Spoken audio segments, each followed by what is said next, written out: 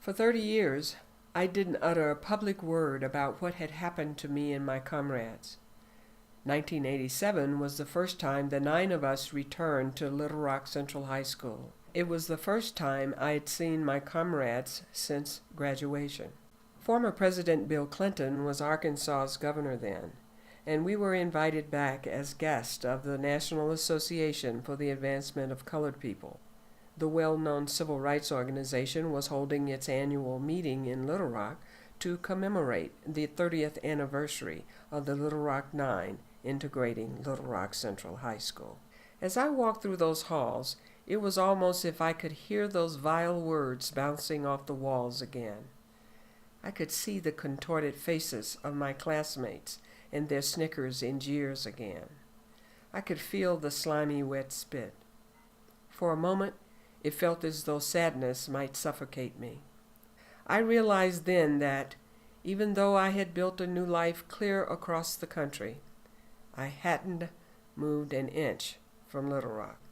Late that night, after the event, Governor Clinton invited the 9 of us to join him at his home in the governor's mansion.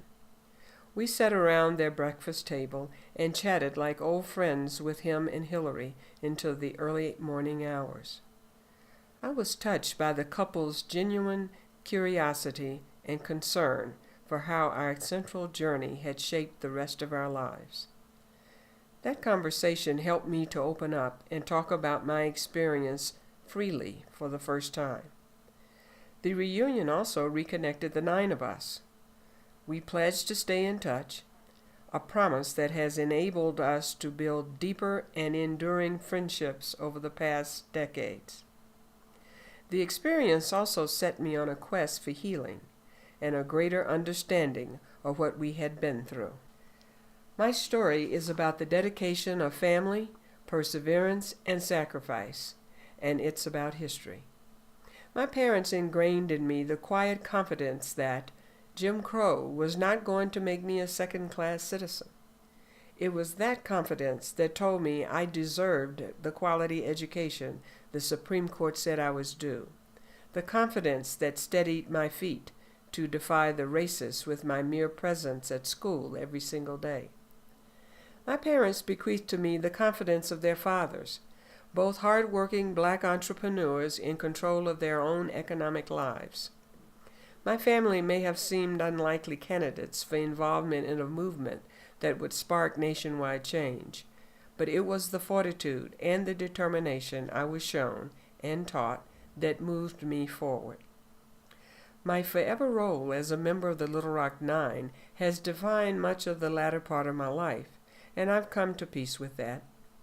It may have taken me 30 years to start talking, but I've spent the past 20 years traveling the country, speaking to students and adults, sharing the history and the lessons of my experience.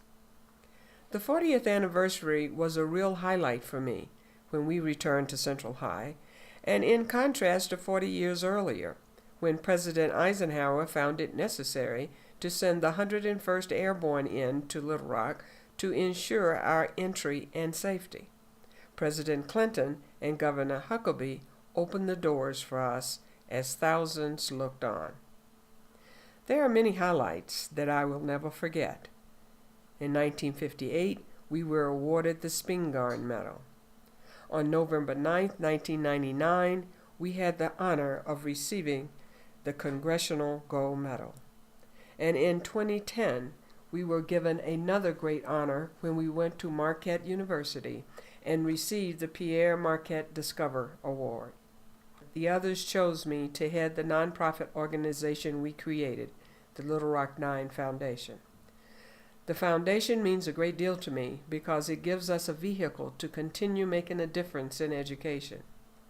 By 2007, we had raised more than $800,000 for a scholarship program to help deserving young people go to college.